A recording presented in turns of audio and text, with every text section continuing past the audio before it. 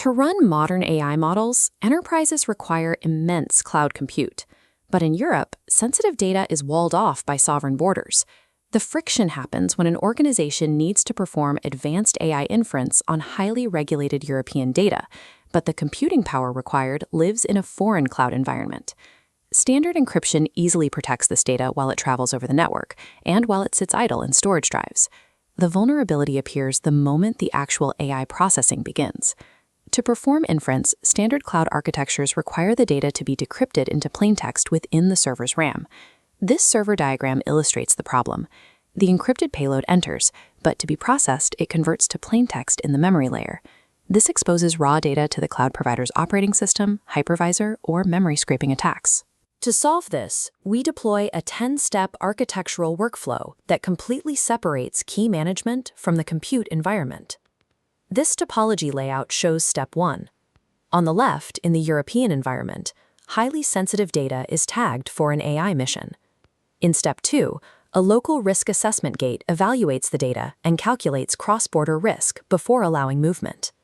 Navigating these regulations requires moving beyond trust-based legal agreements toward an architecture designed to physically restrict data access, even from the systems running the code.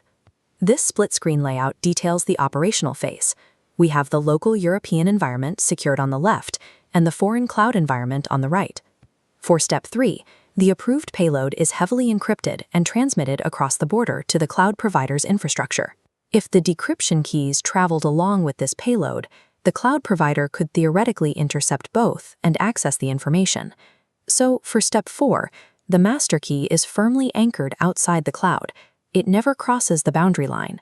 This key is managed by a local hardware security module, an HSM, or an external key management service vault controlled exclusively by the data owner.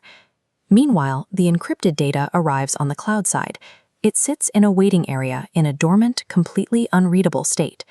By physically separating the encrypted payload from the master key, we create a cryptographic gap that the cloud provider is mathematically incapable of bridging on its own.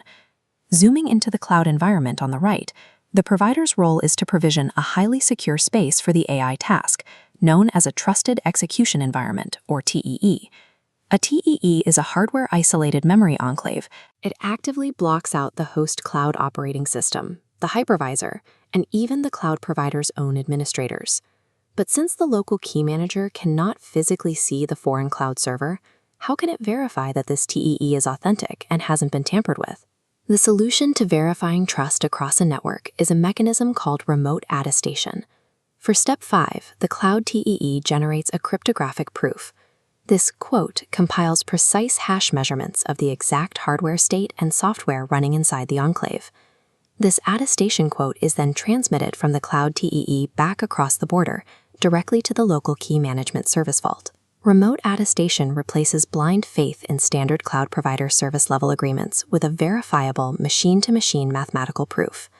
Back on the local side, the KMS vault takes the received quote and rigorously compares it against a strict checklist of expected secure baseline measurements. Step 6 requires a 100% match.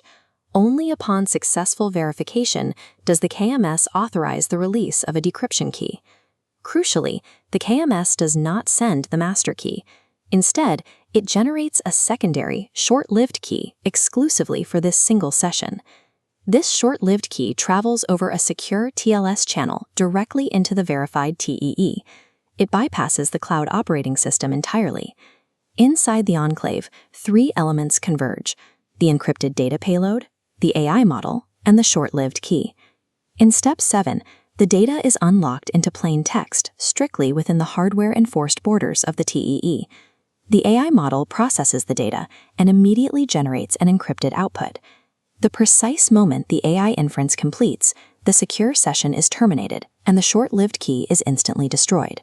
There is 0 residual access window left behind for attackers.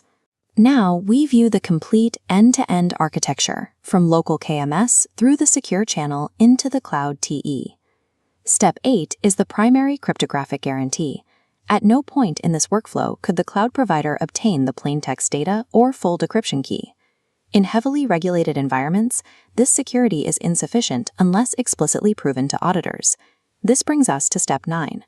the TEE hardware generates immutable logs, outputting an attestation report, a receipt, and an audit log. These hardware-generated artifacts provide the technical proof of isolation. This allows an auditor to verify the encryption state and hardware integrity directly, rather than relying on a cloud provider's written policy. These specific artifacts map directly to the strict legal demands of European data sovereignty frameworks. Step 10 links the audit logs to 3 frameworks. First, transfer impact assessment proves data was protected from surveillance. Second, GDPR. Cryptographic separation ensures the data controller maintains ultimate sovereignty. Finally, the EU AI Act. Logs prove the AI model processed data without leakage. Cross-border AI compliance is an engineering challenge that has been solved through hardware isolation and strict key separation. Adopting this architecture lets enterprises deploy zero-trust AI pipelines globally, utilizing foreign compute resources while the data controller retains exclusive authority over the decryption keys.